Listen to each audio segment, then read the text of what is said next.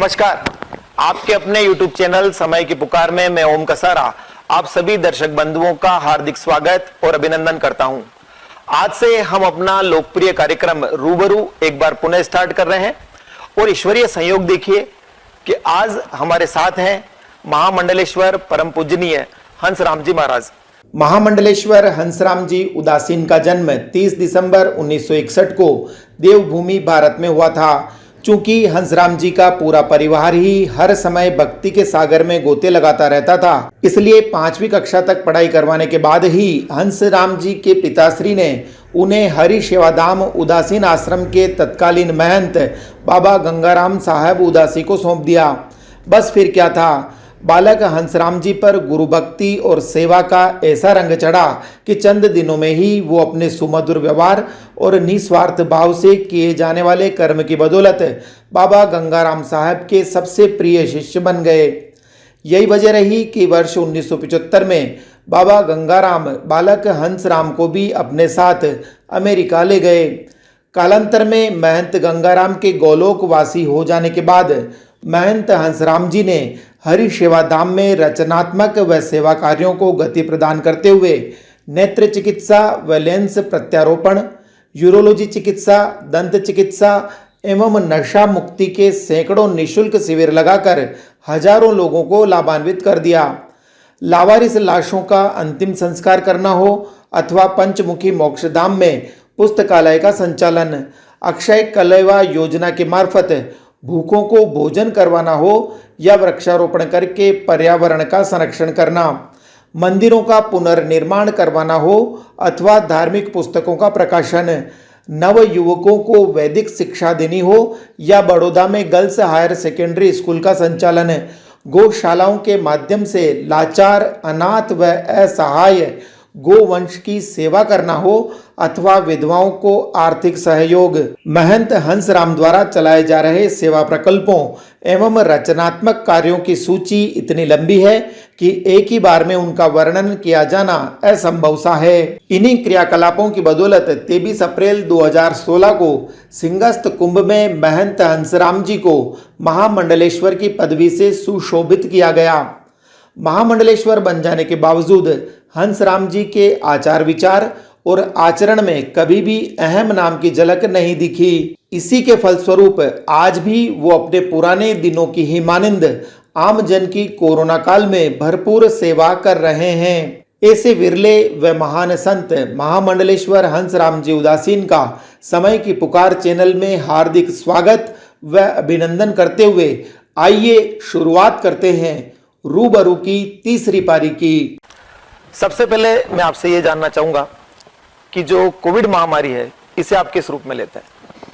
ऐसा कोविड महामारी ये आपदा नहीं है जिस हिसाब से सुनने में आ रहा है और जिस हिसाब से देखा जा रहा है कि ये मानव द्वारा रचित ये रचना दिख रही है। ये बहुत बड़ी विडंबना है कि भारत बहुत विश्व में विश्व गुरु बनने की ओर और प्रगति की ओर उठ रहा है। उसकी कुदृष्टि की कई देशों की इसमें साजिश है। तो जो ऐसी महामारी के दौर आते हैं, देश पर जो संकट आता है और जो प्राकृतिक आपदाएं आती है, इसमें धर्म किस प्रकार से हमारी रक्षा करता है? ऐसा है, धर्म जिस प्रकार से पवन चल रही है, शरीर को स्पर्श होता है, आदमी श्वास ले रहा है, पता पड़ रहा है, कहीं बंद कमरे में घुटन होती है, अभी जैसे देख रहे हैं ऑक्सीजन की कमी पड़ रही है, ऑक्सीजन दे रहे हैं, धर्म भी दिखता नहीं है। धर्म अपना कार्य कर रहा है हवा की तरह। जैसे पुष्प में गंध होती है, दिखती नहीं है, पर लेने के जब नासिका के पास में आता है तो खुशबू लेता है। इसी तरह अन्न में ताकत होती है पर ताकत दिखती नहीं है, पर जब शरीर उसको ग्रहण करता है और पचाता है, उसका रस आता है, तब उसको ताकत आती है। इसी प्रकार धर्म को जो सेवा कर विधिवत सेवन करता है, सेवन का मतलब उसका सिमरन करता है और उसकी सेवा करता है, धर्म सदैव उसकी रक्षा करता है। अभी कई लोगों का ऐसा मानना है कि जो ये कोरोना बढ़ा है, इस कोरोना बढ़ने के पीछे कुंभ का भी एक बहुत बड़ा हाथ जैसे मानते हैं, तो आप इसके बारे में क्या सोचते हैं? ये तो जिन्होंने कहा है ये उनकी अज्ञानता है, कम सोच है। कोरोना कुंभ में मैं भी था लगभग 1.25 महीने। कोरोना इतना नहीं फैला वहाँ से, पर मैं तो ये कहूँगा ये एक सनातन पर, हिंदू समाज पर कोई मन घड़ंत बात ऐसी करके कोई कहे तो उनको ये सोचना चाहिए जो देश में कितनी जगह चुनाव चल रहे थे वहाँ क्या परिस्थिति थी, और ज़्यादा दूर नहीं हमारे भीलवाड़ा के पास में सहाड़ा में भी थी, तो वहाँ क्या परिस्थिति थी। इनका राजनीतिक उद्देश्य पूरा हो जाता है, उसके बाद ये लोग लॉकडाउन लगा देते हैं और ये सब कर लेते हैं और ठीकरा ऐसा पोड़ते हैं हिंदू समाज पर और सनातन पर, क्योंकि एक निशाना बना रखा है इन्होंने सनातन को, इसलिए। अच्छा, अपन अगर आध्यात्म की बात तो ठीक है, अपनी जगह है, लेकिन विज्ञान की दृष्टि से अगर देखें तो कोरोना हवा में भी फैल रहा था, ऐसे कई लोगों ने इसके बारे में कहा भी, वैज्ञानिकों ने भी कहा, चिकित्सकों ने भी कहा। तो अगर ऐसे में ऐसे आयोजन टाले जाते तो ठीक नहीं रहता? आयोजन पूरा टल चुका था, पर प्रतीकात्मक रूप से हो रहा था। कोरोना की जितनी भ्रामक मीडिया द्वारा प्रचार हुआ कि हवा में है, स्पर्श करने से है, या नाना प्रकार के जो बताए, पर इस प्रकार से अभी किसी ने भी अपने आप को सिर्फ वही हम लोग को सिद्ध हुआ है जहाँ तक कि कोरोना स्पर्श और बाजू में आने से है। हवा में होता तो आप और हम भी कोई नहीं बचता। अभी तो भारत की जनसंख्या 130 करोड़ है, अभी तो 30 करोड़ को भी नहीं हुआ है। हवा में होता तो पवन तो श्वास सब ले रहे हैं। ये भारत के पीछे कोई बहुत बड़ा षड्यंत्र है। अच्छा, कुंभ और अर्ध महाकुंभ ये अपनी सनातन संस्कृति की एक तरह से जो अटूट धारणा है और सनातन संस्कृति के अभिन्न अंग है। कुंभ और अर्ध कुंभ के आयोजन में जो 36 कौम के लोग एक साथ एक घाट पर बिना किसी भेदभाव के स्नान करते हैं, और साथ ही वहां पर धार्मिक और आध्यात्मिक कई तरह की मंत्रणाएं, चिंतन भी होता है, और उसके बाद में पूरे विश्व का कल्याण हो, ऐसी भावना, ऐसी मनोकामना लेकर के चाहे वहां जो ऋषि मुनि एकत्रित होते हैं, चाहे आम जन एकत्रित होता है, वो फिर वापस लौट करके और अपने सारे कर्म जो होते हैं वो करते हैं। तो उसके बावजूद भी लोग कुंभ पर उंगली उठाते हैं, ऐसा क्यों? कुंभ पर उंगली उठाने वाले को तो किसी को कहा नहीं जा सकता है कि क्यों उठा रहे हैं। अब ये जो उंगली उठा रहे हैं या अपनी भ्रामक बातें फैला रहे हैं, ये उनको स्वतः ही अपने राजनीतिक उद्देश्य की पूर्ति करना है, और या इससे राजनीतिक उद्देश्य की पूर्ति या जो उनके अपने शुभचिंतक हैं उनको खुश करने की बात है, या एक किसी जाति समुदाय को विशेष तौर पर वो खुश करना चाहते हैं इस देश में। इसीलिए वो इस तरह के, सिर्फ कुंभ ही क्यों, हिंदुओं के सभी त्योहारों भी ये करते हैं। जनवरी में पतंग उड़ाओ तो उसमें करते हैं, होली पे पानी मत बहाओ, लकड़ी मत जलाओ, रंग मत खेलो, तो उन सब त्योहार उन्होंने छोड़ा है। और हिंदुओं का त्योहार तो सदैव सनातन संस्कृति की और सर्वे भवन्तु सुखिनः की कामना करता है। खाली कुंभ और अर्ध कुंभ में क्यों, हर त्योहार पर भारत में लाखों लाखों धर्म स्थान है जिसमें रोज ये प्रार्थना की जाती है, सर्वे भवन्तु सुखिनः, सर्वे सन्तु निरामया। आप जो फरमा रहे हैं कि हिंदू धर्म जो है वो मानव कल्याण की कामना करता है, संपूर्ण विश्व के कल्याण की कामना करता है, तो फिर भी हमले होते हैं, तो क्या ये कारण ऐसा तो नहीं कि हिंदू जो सहिष्णु है उसी वजह से हमले होते हैं?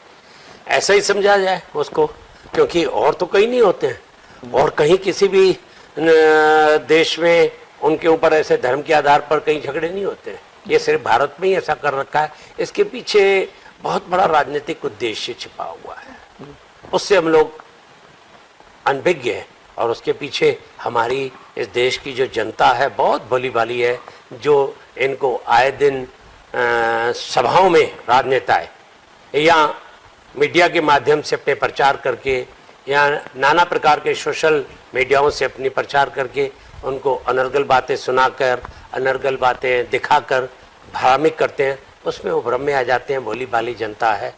तो ये सब रुके, इसके लिए क्या कुछ किया जाना चाहिए? ये तो अपने अपने मन में परिवर्तन आए और ये रुकेगा जरूर।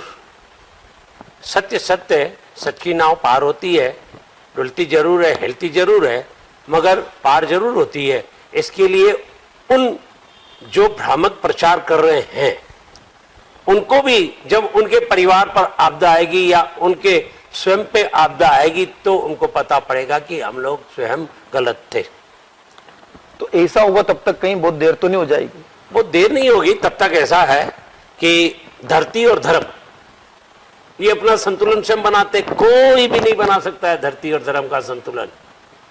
न तो ये महापुरुष संत और हमारे देवी देवताओं की आराधना जो हम लोग करते हैं ना, ये धर्म का संतुलन करेंगे। और कोई न कोई ऐसा देव हमेशा समय समय से प्रकट हुए हैं, किसी न किसी रूप में हुए हैं। आखिर अपनी सनातन की संस्कृति धर्म को बचाने के लिए, धरती माँ की रक्षा करने के लिए जरूर अवतार के रूप में अवतरित होंगे।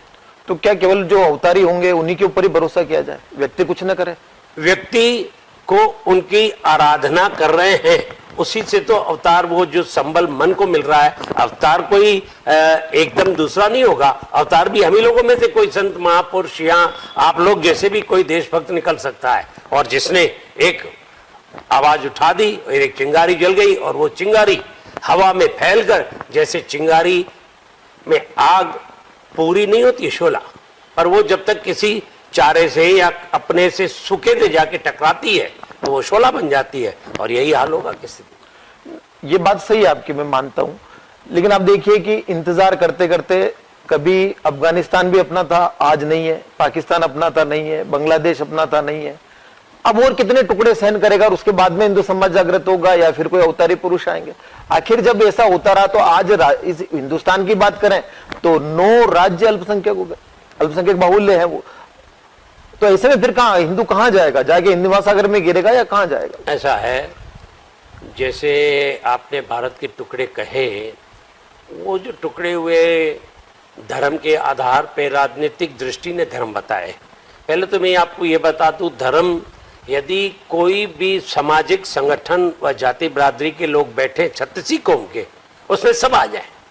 और मैं वहां एक सवाल पूछता हूं, जैसे किसी को भी कि धर्म कितने प्रकार के हैं, कौन बताएगा कितने प्रकार के हैं धर्म? कोई है राइट आंसर आपके पास? या किसी गूगल में है, किसी डिक्शनरी में है धर्म कितने प्रकार के हैं? तो हर एक जने यही कहेंगे कि धर्म एक ही है। और वो एक है तो एक कौन सा है? वो सनातन धर्म है, वो संस्कृति है। ये तो बाद में जैसे कोई आतताई वगैरह ऐसे हुए समय समय पर, जब अधर्म की उत्पत्ति अधिक करेंगे, ऐसे किसी न किसी कारण से महामारियां आएगी, धरती में भूकंप या सुनामी या प्राकृतिक आपदाएं जिसको आप कहते हैं, ये आएगी और ये अपने आप ही संतुलन बनेगा। पर उसके लिए महापुरुषों और सत्यवादियों को, धर्मनिष्ठ जनता को अपनी सत्यता और धर्म सेवा संस्कृति नहीं छोड़नी पड़ेगी। एक महाराष्ट्री जो गोपालन है और जो गौशाला है, इनका व्यवस्थित संचालन हो सके, इसके लिए आप राज्य सरकार से क्या उम्मीद करते हैं? राज्य सरकार से उम्मीद क्या करें? गौशाला ऐसा है कि गौशालाओं को, सरकारों को जो चीज़ संभालनी है वो एक्चुअल सरकारों ने उस पर खाली स्वावलंबन राशि देना चालू किया है ना, इसलिए ये व्यवस्थाएं बिगड़ गई है। यदि ये राशि सरकार न देकर स्वतः ही जो हमारी गोचर भूमि थी ना पहले विनोबा भावे के टाइम पर, वो सब बेच खा रहे हैं, वो पैसा भी पूरा दे देना गौ के लिए, तभी भी गौ माता की रक्षा हो जाए। तो सरकार को क्या कुछ करना चाहिए अगर आप सुझाव भी दें तो? सरकार को ऐसा है, अब गौशालाओं पे सरकार तो कोई सुझाव दे तो नियंत्रण करेगी, तो ऐसा है कि अपने गले में और फांसी टाइट करनी है। सुझाव तो सरकारों को दो, वो सरकार तो 2 मिनट सुनती है और सरकार करती तो अपनी मनमानी है। सरकार की मंशा हो तो सरकार सब कुछ कर सकती है। यदि सरकार की मंशा नहीं हो, जनता भले चिल्लाती रहे, कुछ भी होती रहे, तो ये तो इसी तरह चलेगा। पर जो सनातन धर्मी हैं, मैं तो उनसे कहूँगा, आप गौ माता की सेवा, जब तक आपके शरीर में श्वास है तब तक गौ माता की सेवा न छोड़े। अभी जो ये अपना प्रांगण है, यहाँ पर कई कथाओं के आयोजन होते हैं, रासलीला भी हुई, रामलीला भी हुई है। तो अपनी जो नौजवान पीढ़ी है उसको सनातन के संस्कार मिले, तो ऐसे क्या कोई निकट भविष्य में कोई शिविर लगाने का या कोई ऐसी और कोई आयोजन करने की निकट भविष्य में कोई योजना है अपनी? ऐसा है, संस्कार शिविर ये तो समय समय पर लगते रहते हैं। अभी ये कोरोना के कारण ये थोड़े बंद हो गए। यहाँ पहले वेद विद्यालय चलता था, अब वेद विद्यालय वापस और एक खोलने की योजना है, बहुत बड़े वेद विद्यालय की, भीलवाड़ा शहर के पास में ही। और संस्कारशाला पर मैं तो ये कहूँगा सरकार को अनिवार्य करना चाहिए हर एक विद्यालय में कि संस्कृत इस विश्व की देववाणी भाषा है, और हर एक विद्यालय में, चाहे वो प्राइवेट हो, चाहे सरकारी हो, चाहे कोचिंग सेंटर हो, उनको संस्कृत पढ़ाना अनिवार्य कर देना 5वीं के बाद, या पहले क्लास से ही उनको एक श्लोक प्रार्थना करना चालू कर दे। जिनकी जहाँ पे संस्कृत आ जाएगी उसको संस्कृति आ जाएगी, जिसको संस्कृति आ जाएगी उसको जीना आ जाएगा, जिसको जीना आ जाएगा वो इस देश और इस राष्ट्र की सभ्यता को कभी नहीं बिगाड़ेगा। क्या बात है, बहुत अच्छा। अभी आपको जैसे इस भीलवाड़ा की हमेशा चिंता रहती है, पूरे भीलवाड़ा जिले की, शहर की, तो यहाँ का जो सामाजिक ढांचा है ये पूरी तरह से सुदृढ़ हो और सर्वोत्तम बने, इसके लिए क्या कोई आपकी योजना है? हम उसके लिए अपनी भावना और अनुष्ठान चलाते रहते हैं। अभी भी जैसे 26 मई से 15 जुलाई तक सतचंडी पाठ चल रहा है, हवन यज्ञ चल रहा है, इसीलिए कि जहाँ जहाँ धर्म और जहाँ जहाँ ऐसे अनुष्ठान होते हैं वो धरती कभी बंजर या कभी विनाशकारी नहीं होती है, इसीलिए ही ये बच रहे हैं और इसीलिए ये इस भीलवाड़ा का विकास हो रहा है। यहाँ कई महापुरुष हुए हैं पुराने, आप देखेंगे। यहाँ जिस स्थान पे आप बैठे हैं, भारत का जब विभाजन हुआ, ये गद्दी सिंध के भिरिया गांव से थी, अखंड भारत से, पर बाबा जी ने बोला नहीं, मैं सनातन के लिए, वो यहाँ आगे भिरिया से भीलवाड़ा आए। भीलवाड़ा से आने के बाद बाबा शेवाराम जी ने पहली सेवा यहाँ गौ की और धरती माता की और पहले पहले हरिसेवा धर्मशाला बनाई। ऐसे कई महापुरुष हुए हैं, जैसे सीताराम जी बावड़ी है, पंचमुखी दरबार है, अभी बहुत आप प्रचलित है, पर यहाँ बहुत तपस्वी संत हुए हैं, बहुत तपस्वी। हमारे पूज्य राजा रामदास जी, श्रीमान मन त्यागी जी महाराज, उनसे पहले महापुरुष से यहाँ पर वो थे। देवरिया बालाजी का स्थान सिद्ध है, मनोहरदास जी महाराज थे, पूरनदास जी की बगीची है, यहाँ पर सिद्ध स्थान ये इन महापुरुषों की, यहाँ आज भी वो स्थान नाम से चल रहे हैं, यानी उनकी तपस्या है। जी जी। आपने इन सभी संत महात्माओं की भी चर्चा की, तो वर्तमान में जब ये सभी लोग देवलोक गमन कर गए हैं, तो आप हैं स्वयं, जैसे लक्ष्मण दास जी हैं, मनोहर शरण शास्त्री जी हैं, तो अब आपके ऊपर ये जिम्मेदारी है कि यहाँ की जो धार्मिक और जो संस्कृति है इसे आगे की ओर बढ़ाया जाए, तो इसके लिए आप क्या कुछ कर रहे हैं? ऐसा है, धार्मिक खाली 2-3 संतों पे नहीं, सभी संतों पर जिम्मेदारी है। जिसने साधुता ग्रहण की, जिसने साधु की दीक्षा ली, चाहे वो किसी भी जात से और संप्रदाय से जुड़ा हो, उसका बहुत बड़ा दायित्व हो जाता है कि जिस क्षेत्र में रहे वहाँ अपने वाणी का और धर्म का और सनातन संस्कृति की अपने भक्तों को, आस पड़ोस को वो शिक्षा दे। महाराज श्री, मेरा एक सवाल है कि जो इस्लाम धर्म है ये लगभग 1450 वर्ष पुराना है, लेकिन आज दुनिया भर में इसके 57 देश हैं, और इसी प्रकार से जो ईसाई धर्म है वो 2021 वर्ष पुराना है, और एक 80 देश हैं इस दुनिया में जो ईसाई धर्म को मानते हैं। अब अपना जो सनातन धर्म है ये हजारों वर्ष पुराना है, फिर भी दुनिया में एक भी हिंदू राष्ट्र नहीं है, इसका क्या कारण मानते हैं आप? ऐसा है, मैं आपके शब्द को पहले ही एक जवाब दे चुका हूं कि इस्लाम धर्म नहीं है, क्षमा करिएगा। जी जी। ईसाई धर्म नहीं है, पंथ मान ले उसे, एक व्यवस्था। जी, जैसे हिंदू धर्म नहीं है जी, हिंदू एक कल्चर और एक व्यवस्था है जी, मुस्लिम एक कल्चर एक व्यवस्था है जी, ईसाई एक कल्चर एक व्यवस्था है, सिख आज आप इनको क्या कहेंगे? हिंदू ही है, जैन हिंदू है, तो बस ये जैसे आज मैं हूं, तो फिर यदि मैं ये चाहूं तो मैं, मेरी मिट्टी सिंधी भाषा, मेरी माता ने मेरे को जन्म दिया, मैं जन्म से सिंधी भाषा आती है, तो इसका मतलब मैं सिंधी धर्म बना दूं? उसके लिए क्या प्रमाण चाहिए, कितने आदमी चाहिए? ऐसा किसी के पास सर्टिफाइड है क्या? यहाँ 2-4-10,000 आदमी इकट्ठे करने और साइन करके मैं कहूं मुझे ये मान्यता दी जाए सिंधी धर्म, कोई दे रहा है? ये तो आपसी मन के उद्गम ख्याल है। और ये जो कुछ उस टाइम से ही अनादि से ये चली आ रही है, धर्म से अधर्म वाले का झगड़ा होता ही है। तो आप जैसे फरमा रहे ना कि जो सनातन धर्म है सारा उत्पत्ति सब कुछ वहीं से हो रही है, हाँ। ठीक है, मान लिया वो भी चीज। लेकिन आज हिंदू धर्म को तोड़ने के लिए, हिंदू धर्म को नुकसान पहुंचाने के लिए ये भी ऐसे कई असामाजिक तत्व हैं और कई ऐसी ताकतें हैं जो उस पर हमला कर रही है। तो इसके पीछे आप क्या कारण मानते हैं? आज जो हमारा सनातन पर आघात पहुंच रहा है उसका कारण ही यही है कि हम लोगों की जो विद्या, हमारी जो संस्कृति, हमारी जो मूल धाराओं, हम लोगों ने उसको छोड़ते गए हैं, इसलिए ये दुख पहुंच रहा है। और अभी भी छोड़ रहे हैं। और यहां से छोड़ के जो बाहर जा रहे हैं उनको वहां दिख रहा है कि हम लोग अब गर्म पानी में बैठे हैं तो वापस वो लोग चालू कर रहे हैं। हम लोग अभी तक शीतल जल में हैं भारत में।